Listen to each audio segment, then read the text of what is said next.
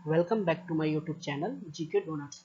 तो दोस्तों, last class में हमने इंडियन कॉन्स्टिट्यूशन के पार्ट 2 को डिटेल में डिस्कस किया था और सिटीजनशिप के बारे में जाना था। और इस वीडियो में सिटीजनशिप अमेंडमेंट एक्ट ऑफ 1955 को डिटेल में डिस्कस करेंगे।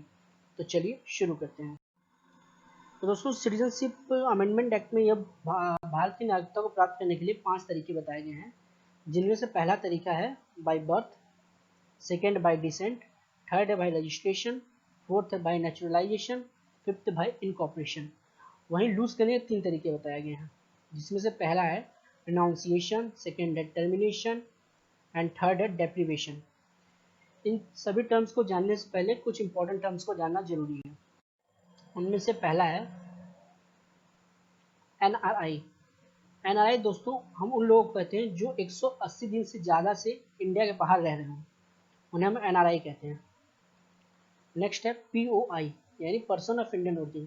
तो ऐसे व्यक्ति जिनका भी जन्म इंडिया से बाहर हुआ है, उन्हें पर्सन ऑफ इंडियन ओरिजिन कहते हैं।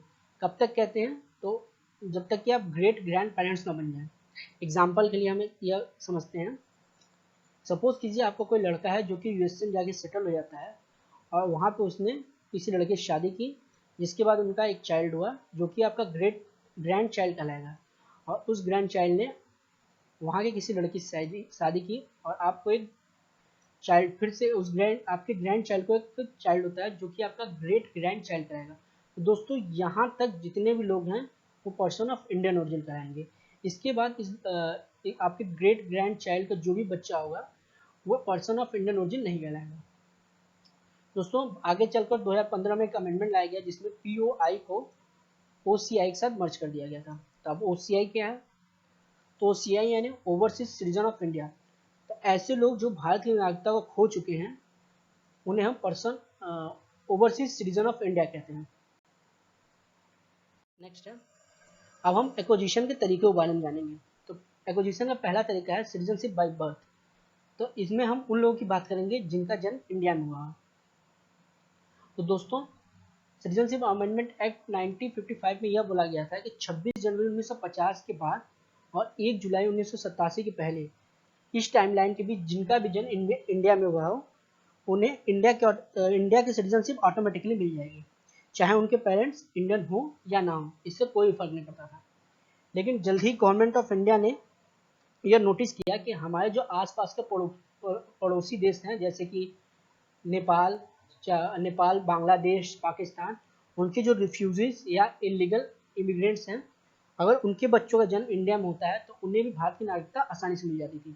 इसी को देखते हुए 1986 ईस्वी में एक अमेंडमेंट किया गया और उसमें यह बोला गया कि 1 जुलाई 1987 के बाद और 3 दिसंबर 2003 के पहले जिस भी बच्चे का जन्म इस टाइमलाइन में हुआ है, उनको भारत की नागरिकता तभी मिलेगी अगर उनका एक पेरेंट्स के पास इंडिया की सिटीजनशिप हो। ऐसे लोगों को भारत की नागरिकता तभी दी जाएगी।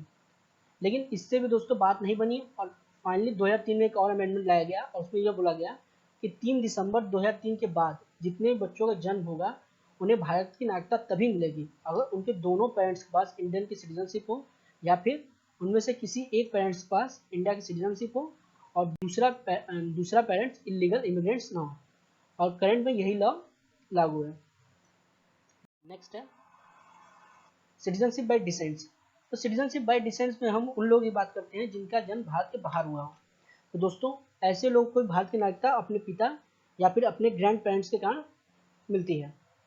तो सिटीजनशिप अमेंडमेंट एक्ट में यह बोला गया था कि ऐसे लोग जिनका जन्म 26 जनवरी 1950 के बाद और 10 दिसंबर 1992 के पहले हुआ हो, पहले भारत के बाहर हुआ है, तो ऐसे लोगों को भारत की नागरिकता दे दी जाएगी अगर उनके फादर के पास इंडियन सिटीजनशिप है। लेकिन दोस्तों, 1992 में एक अमेंडमेंट लाया गया जो कि जेंडर न्यूट्रलिटी की बात करता था और उसमें यह बोला गया कि 10 दिसंबर 1992 के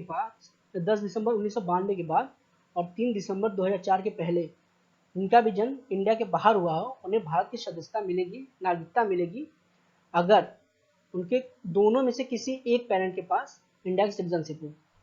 लेकिन दोस्तों, करंट में यह लॉ लागू है जो कि 2004 में अमेंडमेंट द्वारा लाया गया था और यह बोला गया था कि 3 दिसंबर 2004 के बाद जितने भी लोगों का जन्म इंडिया के बाहर होगा, उन्हें भारत की नागरिकता तभी मिलेगी अगर उनके पेरेंट्स विथ इन ईयर, मतलब साल भर के अंदर, उस बच्चे को इंडियन कॉन्सुलेट में ले जाकर as a Indian citizen register कराएं। वो भी इस अंडरटेकिंग के साथ कि उनके पास किसी और देश की नागरिकता नहीं, उस बच्चे के पास किसी और देश की नागरिकता नहीं है या फिर पासपोर्ट नहीं है, और करंट में यही लॉ लागू है। नेक्स्ट है सिटीजनशिप बाय रजिस्ट्रेशन। दोस्तों इसमें हम सब कुछ स्पेसिफिक कैटेगरी के लोगों की बात करते हैं। ऐसे लोग एक अपना एप्लीकेशन गवर्नमेंट, सेंट्रल गवर्नमेंट के पास भारत की नागरिकता प्राप्त करने के लिए भेज सकते हैं। तो वो कौन कौन कैटेगरी के लोग हैं ये जानते हैं। ऐसे लोग जो कि डेट ऑफ एप्लीकेशन के 7 साल पहले से इंडिया में रह रहे हों। सेकेंड है ऐसे लोग जो इंडिया के बाहर रह रहे हों। थर्ड है वह लोग जिनकी शादी इंडियन सिटीजन से हुई हो। फोर्थ है इंडियन सिटीजन के माइनर चिल्ड्रन, बच्चे। और फिफ्थ है ऐसे पर्सन जो पूरे एज के और फुल कैपेसिटी के हों और करेंट प्रेजेंट में किसी कॉमनवेल्थ कंट्री में रह रहे हों, तो उन्हें भारत की नागरिकता सिटीजनशिप बाय रजिस्ट्रेशन के तौर पर दे दी जाएगी। नेक्स्ट है सिटीजनशिप बाय नेचुरलाइजेशन। तो दोस्तों सिटीजनशिप बाय नेचुरलाइजेशन एक मोस्ट इंपॉर्टेंट पॉइंट है। इसमें यह बोला गया था कि ऐसा कोई भी पर्सन जो कि नीचे दिए गए कंडीशन को फुलफिल करता है, नीचे दिए गए सभी कंडीशन को फुलफिल करता है, तो ऐसा कैंडिडेट अपना एप्लीकेशन सेंट्रल गवर्नमेंट के पास भारत की नागरिकता के लिए भेज सकता है। तो कौन कौन सी कंडीशन है? पहला है कि वो किसी ऐसे कंट्री में न रह रहा हो जहाँ पे इंडिया लोगों को सिटीजनशिप देने से रोका जाए। सेकेंड, उस व्यक्ति के पास किसी दूसरे देश की नागरिकता नहीं होनी चाहिए। थर्ड, डेट ऑफ एप्लीकेशन के 12 मंथ पहले से वह इंडिया में रह रहा हो या गवर्नमेंट ऑफ इंडिया की सर्विस दे रहा हो। फोर्थ, डेट ऑफ एप्लीकेशन से 14 साल पहले से वह इंडिया में रह रहा हो या गवर्नमेंट ऑफ इंडिया को की सर्विस दे रहा हो और इनमें से वह लास्ट 12 मंथ से इंडिया के बाहर ना हो गया हो। और मोस्ट इम्पॉर्टेंट, कम से कम वह 11 साल तक इंडिया में रहा हो। इसके अलावा उसका कैरेक्टर अच्छा होना चाहिए और साथ ही साथ शेड्यूल 8 में जो भी स्पेसिफाइड लैंग्वेज है उसको उस लैंग्वेज की अच्छी जानकारी यानी एडिक्वेट नॉलेज होनी चाहिए। इसके बाद गवर्नमेंट ऑफ इंडिया उसे नेचुरलाइजेशन के थ्रू रजिस्ट्रेशन की एक सर्टिफिकेट दे देगी।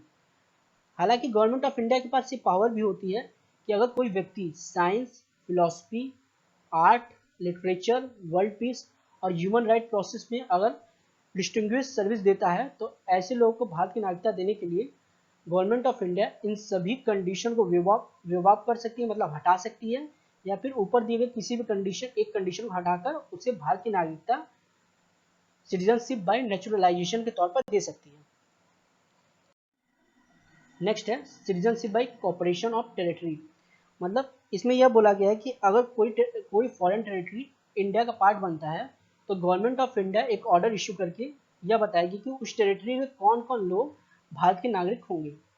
आप करंट एग्जाम्पल के तौर पर यह समझ सकते हैं, जो पुडुचेरी जो भारत का पार्ट बना था, तो गवर्नमेंट ऑफ इंडिया ने सिटीजनशिप अमेंडमेंट एक्ट 1955 के तहत 1962 में एक ऑर्डर इशू किया था और यह बताया था कि उस टेरिटरी के अंदर कौन कौन लोग भारत के नागरिक होंगे और कौन कौन नहीं होंगे। तो दोस्तों यहाँ तक हमने एक्विजिशन के 5 तरीके के बारे में जाना था। अब हम लॉस ऑफ इंडियन सिटीजनशिप के बारे में जानेंगे। इसमें से पहला है रिनाउंसिएशन। रिनाउंसिएशन में दोस्तों यह बोला गया है कि अगर कोई इंसान यह डिक्लेरेशन करता है कि वह इंडियन सिटीजनशिप छोड़ रहा है तो उसको हम रिनाउंसिएशन कहते हैं। नेक्स्ट है टर्मिनेशन।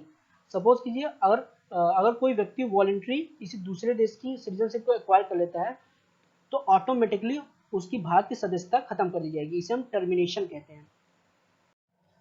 नेक्स्ट है डेप्रीवेशन। डेप्रीवेशन में दोस्तों गवर्नमेंट ऑफ इंडिया के पास ये पावर होता है कि वो आपका भारत की नागरिकता को कभी समाप्त कर सकती है अगर आप इन चारों में से किसी एक में भी पाए गए। जैसे कि पहला है फ्रॉड। अगर आपने भारत की नागरिकता लेते समय किसी भी तरह का फ्रॉड किया हो, या फिर आप गवर्नमेंट ऑफ इंडिया के साथ डिसलॉयल रहे हो, या फिर आप वॉर के समय कि एनिमी कंट्री को किसी प्रकार का इंफॉर्मेशन प्रोवाइड कर रहे हो, या फिर भारत की नागरिकता लेने के 5 साल के अंदर अंदर आप 2 साल की जेल भुगत चुके हो, तो इन चारों कंडीशन में गवर्नमेंट ऑफ इंडिया के पास ये पावर होता है कि वो आपकी नागरिकता को खत्म कर दे। इसी को हम डेप्रीवेशन कहते हैं। तो उम्मीद करता हूँ दोस्तों आपको ये वीडियो पसंद आई होगी। Thank you.